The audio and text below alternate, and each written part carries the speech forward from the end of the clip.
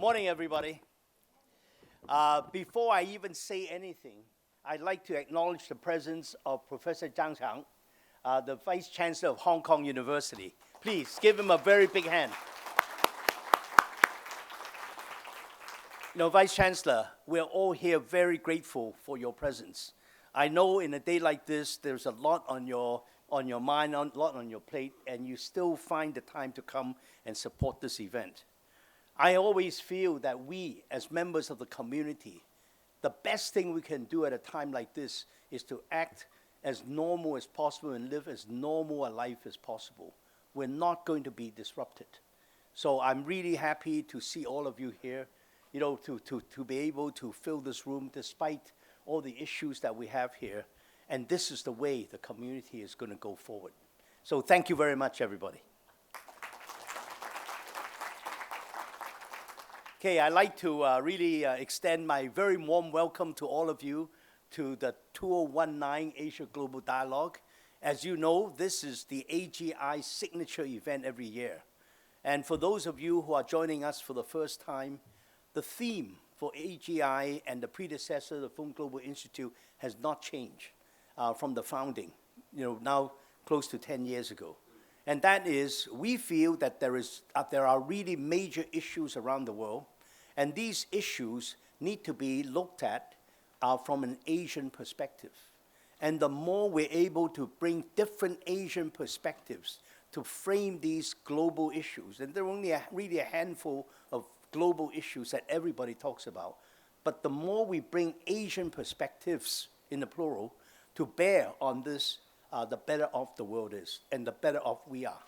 And I think with the economic center of gravity shifting towards this region, I think engaging in that dialogue is absolutely essential. As all of us know, I think, in my mind, what is really now happening in the world, can be looked at simply as two major trends now coming together. The first, of course, is the new economy and the complete digitalization of everything that we do, media, etc. In our world, the digitalized global supply chains is completely changing the nature of the way business is conducted, the way the consumer is being served now on the web, etc. Now, that whole wave of digitalization, even if the world remained politically stable, I think would be a huge shock, with consequences on the nature of work, displacements, etc. Now, if you take that and put it aside for a moment and look at the geopolitics of what's happening in the world, just in the short space of, I would say, in my mind, the last 5 years, the world has been turned completely upside down. China's role in the world have changed. China's relationship with some of the major powers is evolving. And I think we are now seeing a major geopolitical shift. And everybody talks about what is on the surface, which is the US-China trade disputes. But I think it's much, much deeper than that. And it's much, much more pervasive than that. But that geopolitical change, even with no change in technology, is going to be a major wave. What I can tell you is completely changing the nature of the global supply chains and the importance of the country of origin in goods, where I think if you have the wrong country of origin, you are subject to a interesting set of duties, let's put it that way.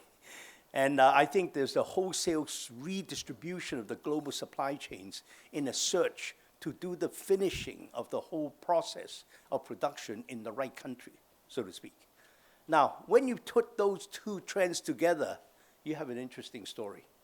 You have an interesting situation. And that's what we're here to explore. Now, today, I think we will be looking at the impact of technology in depth. We will be looking at the impact of geopolitical change in depth. And I hope that we will be able to make some contribution about the confluence of these two trends and how that is going to impact the way we live, the way we conduct business, the way the geopolitics, relationships between governments, private sector, etc. And I think that, to me, is really how I would frame the way the world is evolving. Now, it's going to be a brave new world. In a sense, since China's economic opening, especially for us in this region in 1979, for the last 40 years, we've seen a major shift, major trend. I think that trend has run its course. You know, a trend that's based on global competitiveness, let's say in manufacturing, based on low-cost land, low-cost labor, and so on.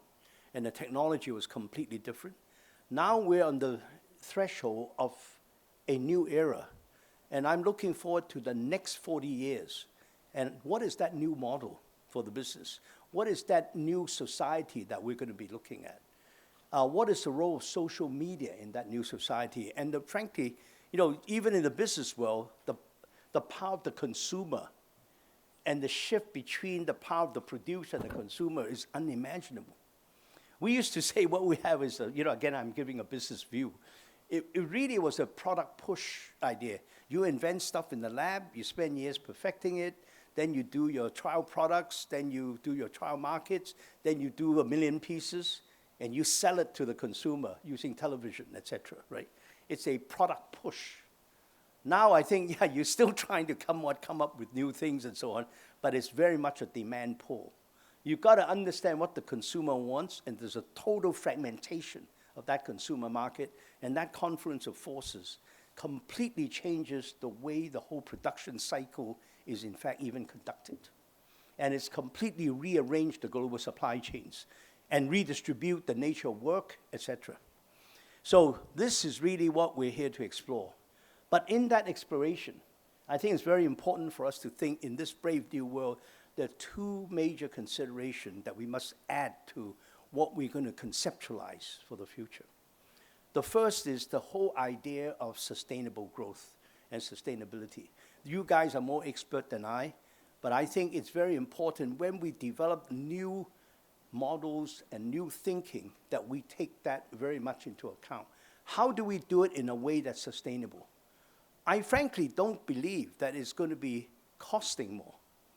You know, I think it's just a matter of thinking it through, making sure that it is part of our thinking, and coming up with the right procedures so that you do things on a sustainable basis.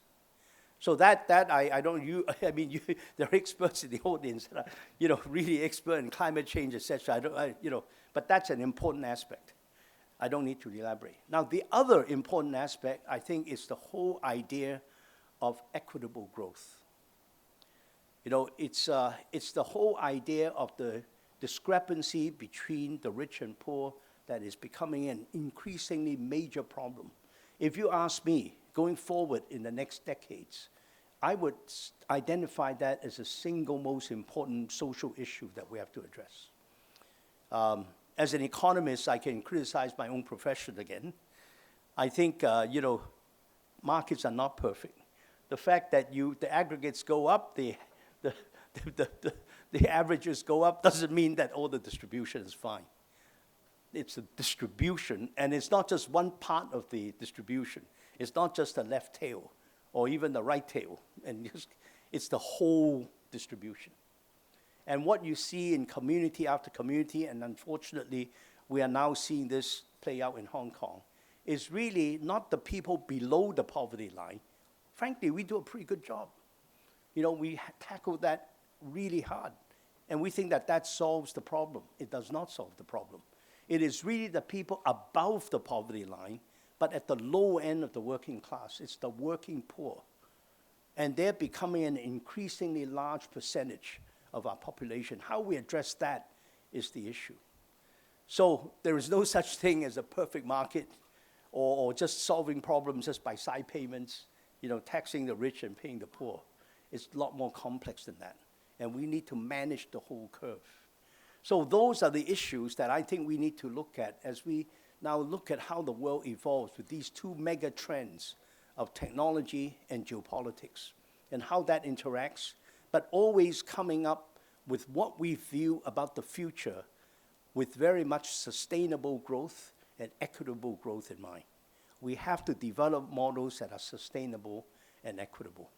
So to me, that is, in a sense, the agenda. That's been the agenda of the AsiaGlobal Institute, and I'm sure that will remain the agenda for the times to come. And I really like to engage in all of you in participating in that objective. So one thing that I really like to say again is, Vice-Chancellor, we really appreciate everything that you've done to support the Institute, but most importantly, what you're doing for Hong Kong U and what you're doing for Hong Kong. And thank you very much again for being with us. And now it's my honor to introduce Zhang, the Vice-Chancellor of Hong Kong University.